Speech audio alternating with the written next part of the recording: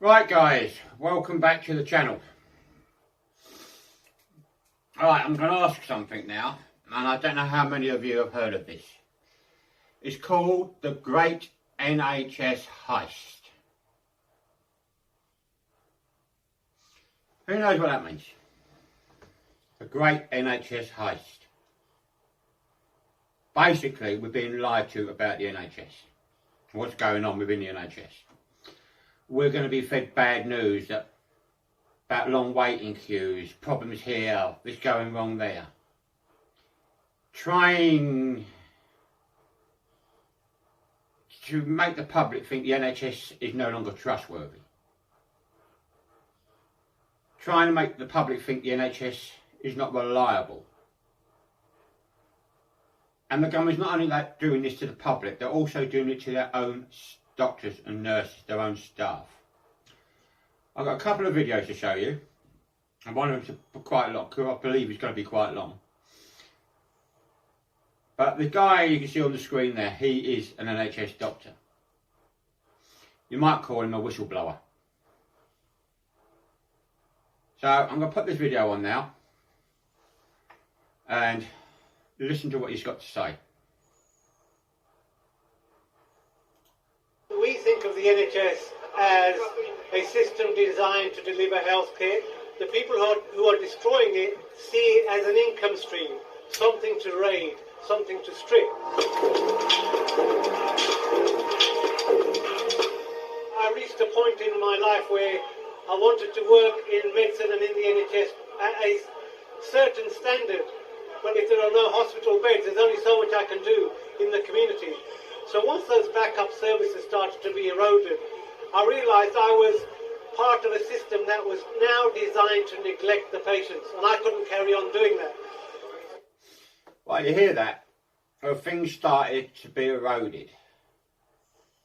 And you realise it was part of a system what is set up to neglect the patients, to let the patients down. So basically, everything that's going on in the NHS, where things are collapsing, not working properly, it's all being done deliberately. This sort of criminality can only prosper in darkness, and the film will help people shed a light on the lies that are being told to us and arm them with the messages that they need to get out to their colleagues, their friends, their families. Right, the lies are being told to us. That's where I turned around and mentioned about people being told about the NHS struggling because of this or because of that. It's because they're being deliberately starved of cash to cause failure. It's very important not to be hoodwinked into what will be a disaster and a crime against the nation. Who's NHS? Our NHS! The NHS has been set up to fail. So we will be drip-fed one bad headline after the other to destroy public trust in the system. And there you go, the NHS has been set up to fail, and we're going to be drip-fed. One disaster after another. One planned, orchestrated disasters, one after the other. So everything that's going on in the NHS at the moment, every disaster you hear about in the NHS, is planned and orchestrated to force the public to lose trust and confidence in the NHS for a reason. And we come to that reason in a minute. And what they're planning to do with it is to privatise the NHS, which will be run by an American company. Same American company that you have to pay insurance to in America to get healthcare. and also to erode the professionals' trust in the system. So they will be softened up for a fake solution, which will be more privatisation. The other thing that is happening, which is crucial for the insurance industry to take over control, is the merging together of GP budgets into networks. And once all this money is being pulled together, that will be handed over to the control of predominantly United Health Group, which is the American insurer. There you go. United Health Group, which is the American insurer. Yep.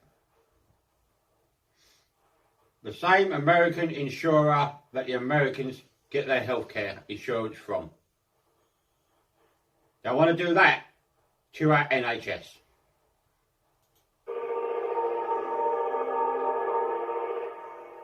Whoever gets into power, there's no excuse for the public to go back to sleep. Our democratic responsibility doesn't stop on one day every 5 years. We need to become active citizens, and we must collectively fight to return the NHS to what it should be, about delivering care for the patient and acting in the patient's best interest.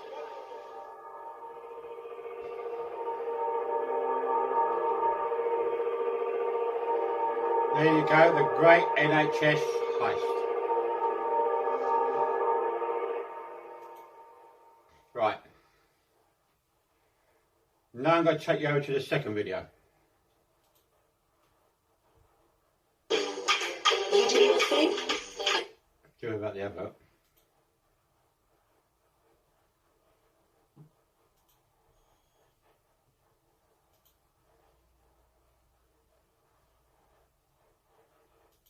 Society becomes more wholesome. Scandal due to not taking beverage during the Second World War. And he designed it. This is William Beveridge here. He designed the NHS. And he designed it to slay the 5 evil giants of disease, ignorance, idleness, want and squalor. And when the politicians said to him, "We can't afford the welfare state or the NHS," he was completely scathing in his reply. He said to them, "The abolition of want before the war was easily within the economic resources of the community. Want was a needless scandal due to not taking the trouble to prevent it." So in other words, it had nothing to do with affordability or income. It was a political decision. And it was all about how wealth and income was distributed. And the key, in his words, to the welfare state was redistribution. And that was what was designed, especially into the NHS. It became the fundamental principle. Now, Aneurin Bevan was actually the architect of the NHS that we know. And he went further still. He said society becomes more wholesome, more serene, more spiritually healthier if it knows that the citizens know that at the back of their minds they have the knowledge that not only themselves but all their fellows have access to the best medical skills that can be provided for them. But Aneurin Bevan also and the architects faced a second controversy, which was the role of commercialisation in the private sector. And the architects were keen to keep private interests out in order to prevent inefficiencies and squander and waste. Well, you hear that? He was basically hell-bent at keeping privatisation out of the NHS. Well, what is the government doing now? Selling bits off here, there and everywhere. And tendering private contracts to different parts of the NHS. However, there were few private interests after the Second World War when the NHS was concerned, except for the doctors, who, to a majority, the BMA, actually voted against the NHS, but they were later bought off. Or Bevan saw them off, rather. And actually what's interesting today is that the second and third and fourth generation of doctors remain the staunchest allies of the NHS. And here they are, a group of them, outside the ministry, fighting to save our NHS during the passage of the destructive bill, the Health and Social Care Act, that went through Parliament in 2012. This is the Act that brought in the 1946 or 48 NHS, the 1946 Act. Beautifully simple, short, succinct and concise, nationalised everything. And this is the Abolishing Act, 457 pages of it, of legal, technical detail. And this is what the Act does. Fundamentally, the Act removes the 60-year duty on the Secretary of State to secure and provide healthcare for all citizens throughout England. As Owen described it, it is the Application Act. They've abdicated themselves of responsibility for our NHS. It only took 2 pages to remove the duty.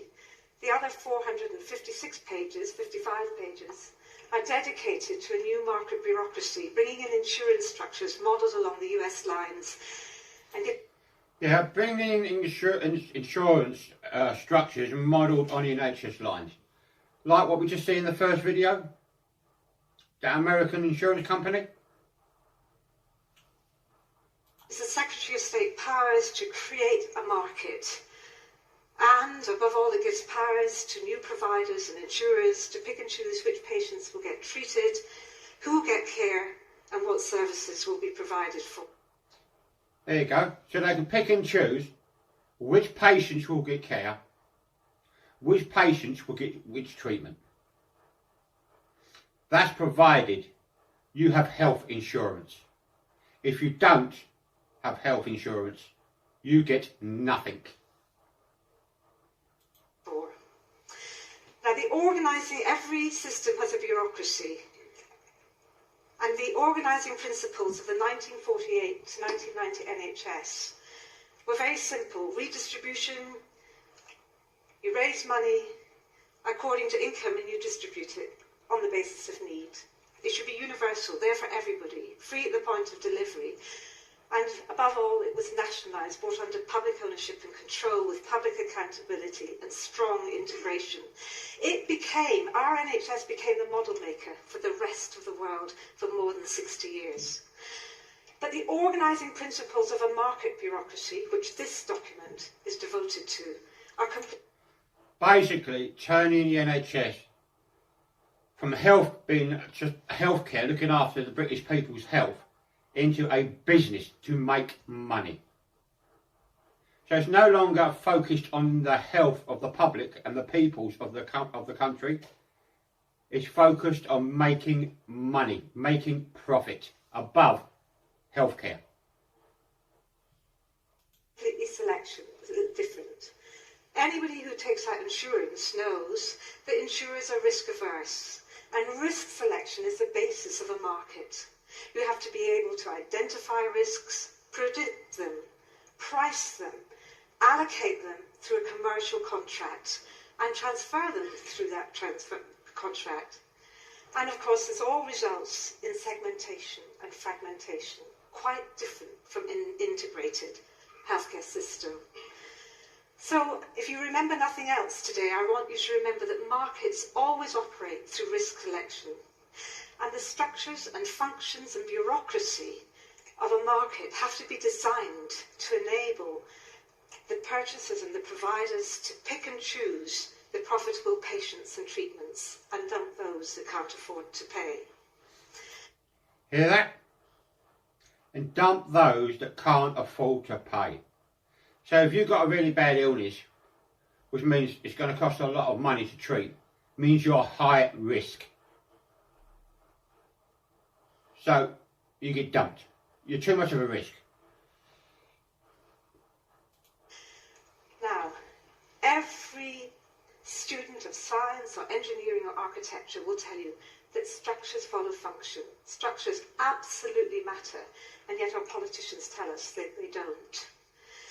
And the reason why they matter is they have to follow the duties, the functions. So if you have a duty to provide universal healthcare to all the structures and funding have to follow that duty, especially if it's to be equitable. So in the NHS, the unit of public administration was always a geographic area. The Secretary of State devolved that duty down through areas. In a market, the unit of administration, in terms of healthcare, is the insurance fund. But of course, you know, in insurance, not everybody is covered, but they can't all afford to pay. So this is the classic structure that actually became the model of public administration for many other systems throughout the world.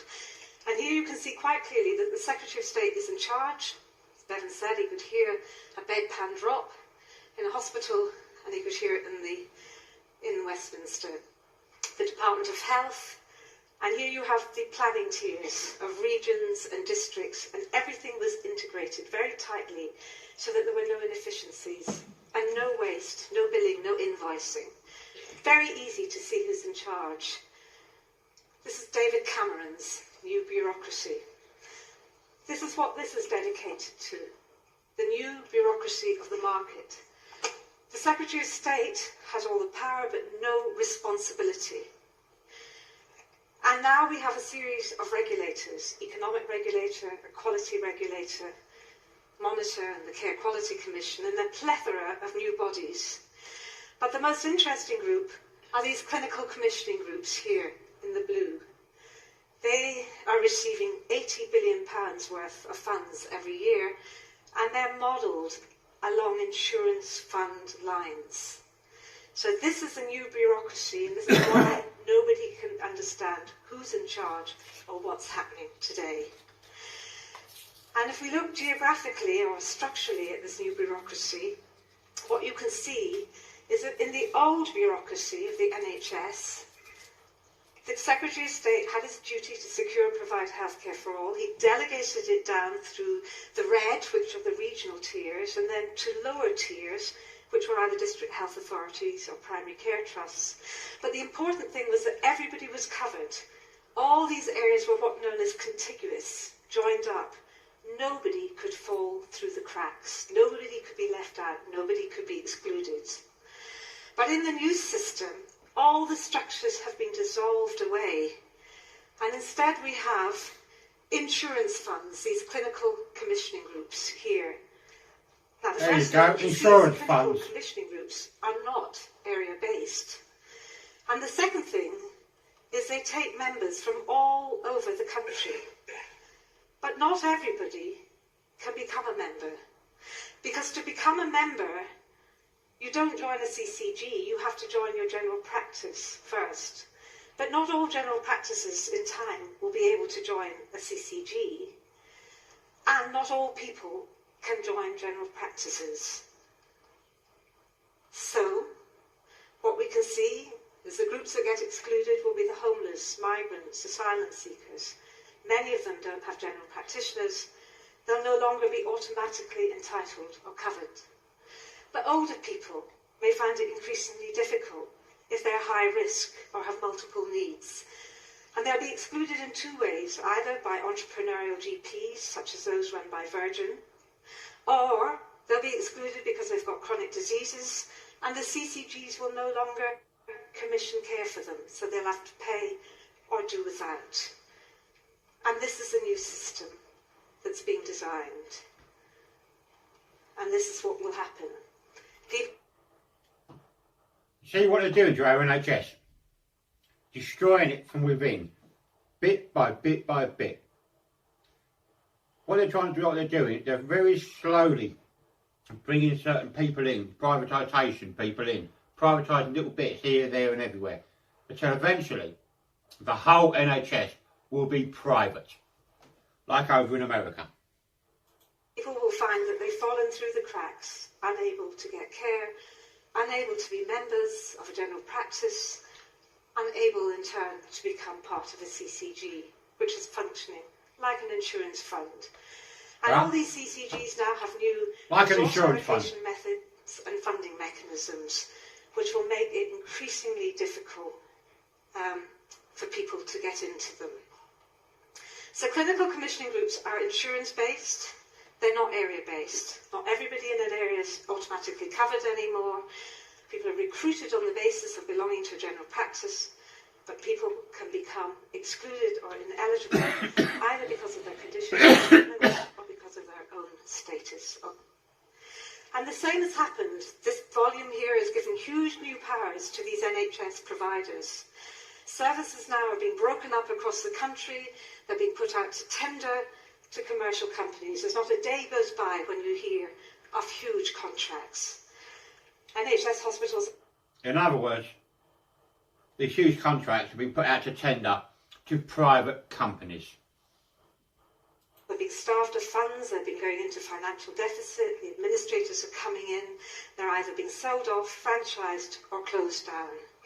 A complete loss of planning on the basis of need because nobody in your area has responsibility anymore. And now these new commercial providers who are coming in have new legal powers to decide who gets care, what they can get, and what they can pay for. The NHS has been reduced to a logo, a funding stream, £112 billion. And instead, we have a myriad of new companies. Here they are. PricewaterhouseCoopers and McKinsey's, which are running the show in the clinical commissioning groups in NHS England and the Department of Health. Virgin, which is bidding for £1 billion, 1% of the NHS budget, never provided care, ever, and is taking some of the most vulnerable services for people with mental health and learning difficulties. Care UK, Circle, which is franchising from hospitals, Netcare, many of them American, South African, Canadian companies from all around the world. So £112 billion of NHS funds are flowing to hundreds of commercial providers, shareholders and banks every day of the week, £112 billion. So why is the government doing this? Well, it said it was all about patient choice, dignity, respect. But of course it's not about patient choice. It's about giving providers choice of patients. The other thing is the government said markets are much more efficient. But of course they're not. There's not a country in the world that delivers universal healthcare through a market. Not one country. And if anything, all the evidence shows that when you bring in a market, it becomes much more expensive. Look what happened from 1948 onwards. Healthcare costs remained around 3 or 4% of gross domestic product. The big increases happened at the period of privatisation in the 1990s and 2000 when New Labour came in with its NHS plan. That's what's happening. It's taking off. So from always being between 4 to 6% of GDP, it's risen dramatically. But the second thing that we should remember is the American healthcare system. America is what it's modelled on. 18% of GDP. There you go. What's happening to our NHS here in the UK is modelled on the American healthcare system. And how many people in America cannot afford healthcare and have to go without? Outlier at the very end. Twice what Britain's GDP is. And yet, in America, 61 million people, 1 in 5 people go without healthcare. They have no health insurance or coverage. 2/3 of all medical bankruptcies are due to healthcare bills. And millions of people spend 10% on healthcare costs. And it brings enormous new inefficiencies in the market that's not there in a publicly owned system. The first is insurers, marketing, billing, pricing, profit, insurer billing, physician billing and hospital billing. Take a bigger and bigger, and then the administration costs. So that only 60%, 60 to 64% is left for medical care, to employ the staff, to buy the drugs, to buy the medicines. In the NHS, it was the most efficient system in the world. It was only 6% of the total budget went on administration costs, compared with what happens in the US, where it's between 30 to 40%. But markets also bring new pressures, because one of the things is that the job of a commercial provider is to find a treatment that you don't necessarily need, but that somebody will pay for. And the Institute of Medicine in the US has come out at nearly $3 trillion spending in the US, where more than $1 billion, $1.5 billion is completely wasted. Sorry, $1 trillion is completely wasted. The noughts are too many to comprehend. Unnecessary services. The companies that now in the UK, like Hospital Corporation of America, are being done for fraud and embezzlement and treating patients for heart surgery that they didn't actually need. Inefficiently delivered services, excess administration costs, prices that are too high, misprevention opportunities. From the most distinguished Institute of Medicine report, over $1 trillion. Extraordinary. That's what lies ahead for us, because it's the American companies and the American health insurers that have been putting pressure to remodel the NHS along US lines. So if what I said today has shocked you or surprised you, then it's our NHS and you have to do something. And the first thing is to support David Owen's bill. I've put pressure on all the parties to support this bill. There's a bill currently in Parliament in the House of Lords which will restore the duty on the Secretary of State to secure and provide healthcare for all. And at one fell swoop that would dissolve all the structures. You must campaign against all the privatisation and commercialisation. The $1 billion pound contract that's currently out with Virgin tendering for it. Campaign against all the hospital closures and mergers because they're code for the great disposal and sell-off of our NHS. Join campaign groups, lobby your MPs that keep our NHS public. Think very carefully about what you're going to do next. Bevan said our NHS will be there for as long as there are folks left to fight for it. So I put it to you, it's our fight now. Thank you. Well, there you go. The great NHS hype. Some heist. Lying to the British people. Shall we lose faith in the NHS? Trying to cause our own doctors and nurses to lose faith in the NHS by starving them of cash, making their working environment intolerable. And why? Because they want to privatise it. That is why. They want to sell our NHS off. Do you want to know how? To a private American insurance company. That is what they're trying to do. Sell it off to a private insurance company.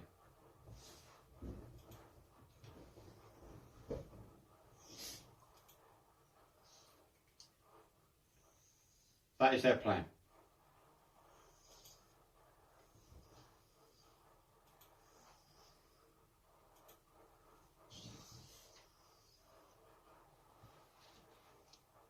This American insurance company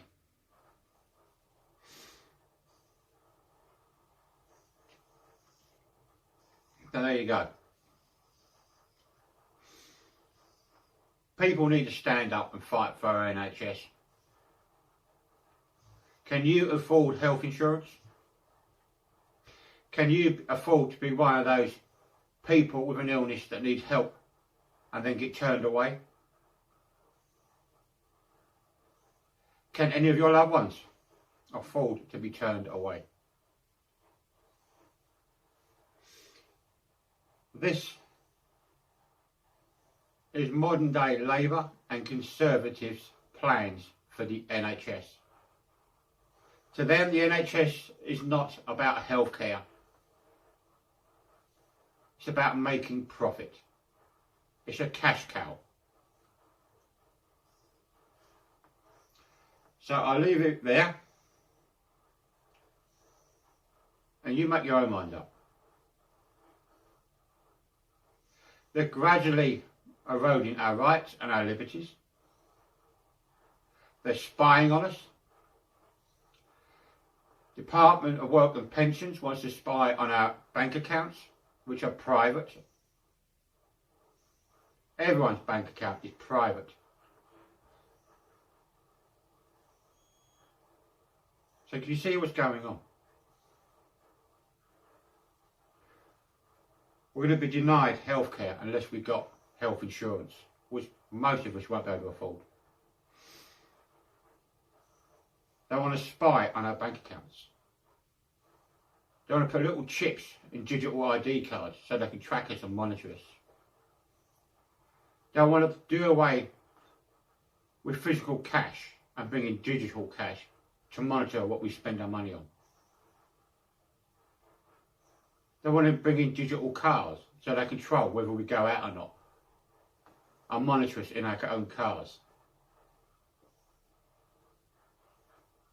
Can you see what's going on now? You've seen all the videos I've made. And I've brought all the evidence to you.